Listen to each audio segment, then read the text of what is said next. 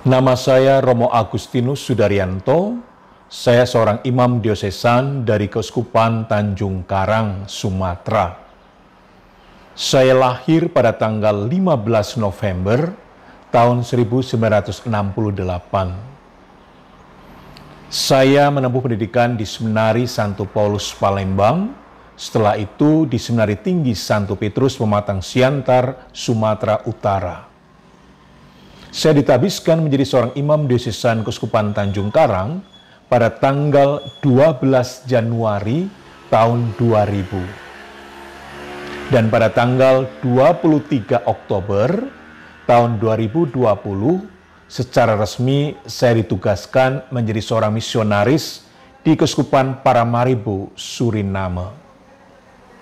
Suriname terletak di Caribbean Island, tepatnya di Amerika Selatan.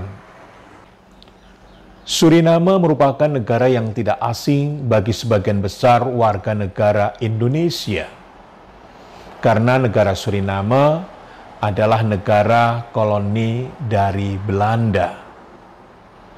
Dan rentang waktu antara tahun 1890 sampai 1939 ada sekitar 33.000 orang Jawa yang dibawa oleh Belanda berimigrasi ke Suriname.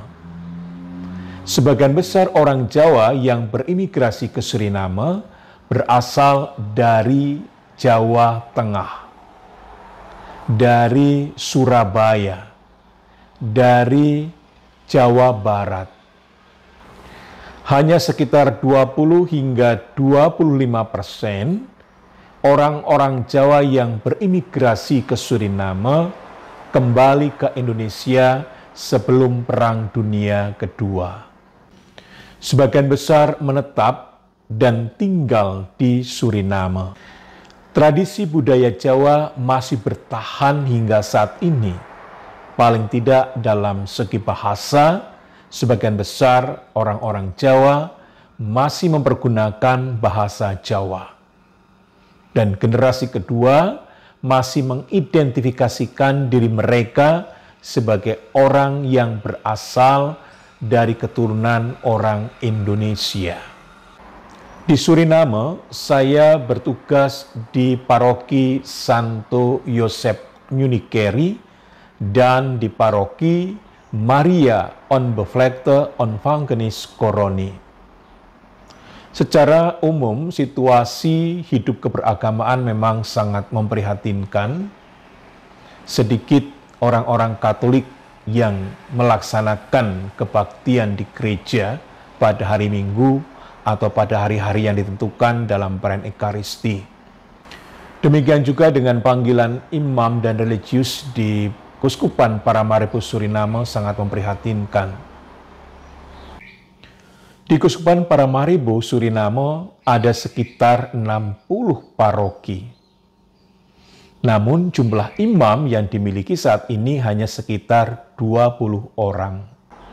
6 imam diosesan dari Keuskupan Paramaribo Suriname, 10 imam dari tarekat religius, antara lain dari Belanda, India, Belgia, dan juga dari Brasilia.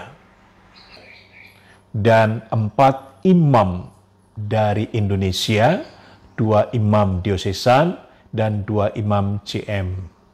Dari 20 imam yang berkarya di Keuskupan Paramaribo Suriname, mereka sudah berusia lanjut antara 70 sampai 88 tahun.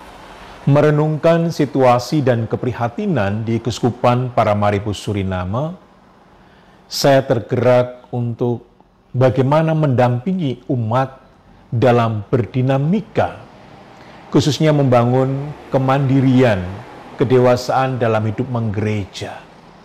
Bagaimana mereka bertanggung jawab terhadap iman mereka, terhadap gereja, dan juga terhadap begitu banyak orang-orang yang saat ini dalam tanda kutip diam atau meninggalkan gereja.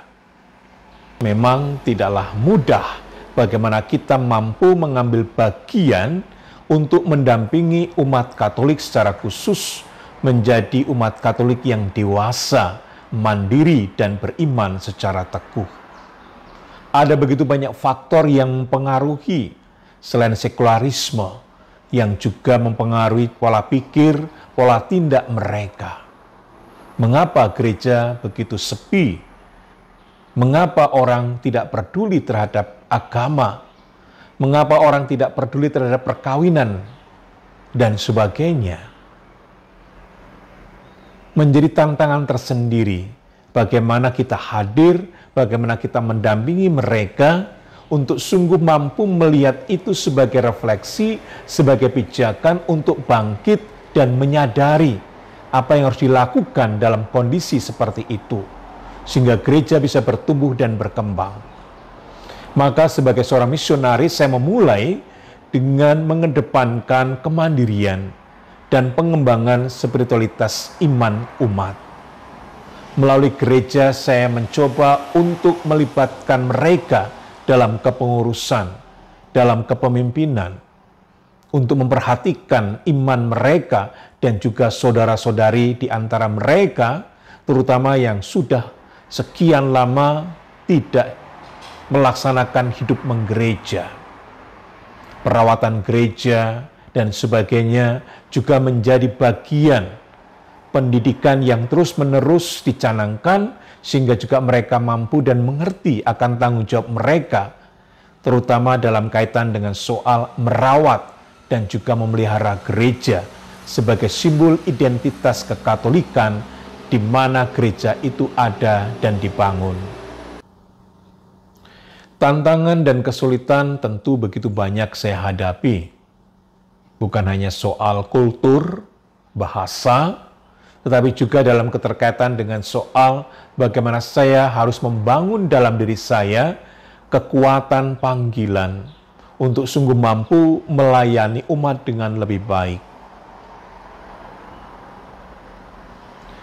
Semoga ada begitu banyak tarekat atau imam dari berbagai keuskupan yang juga tertarik untuk membaktikan diri dan karya di Keuskupan Paramaribo Suriname, sehingga gereja di Keuskupan Paramaribo Suriname kembali dapat bangkit dan bertumbuh.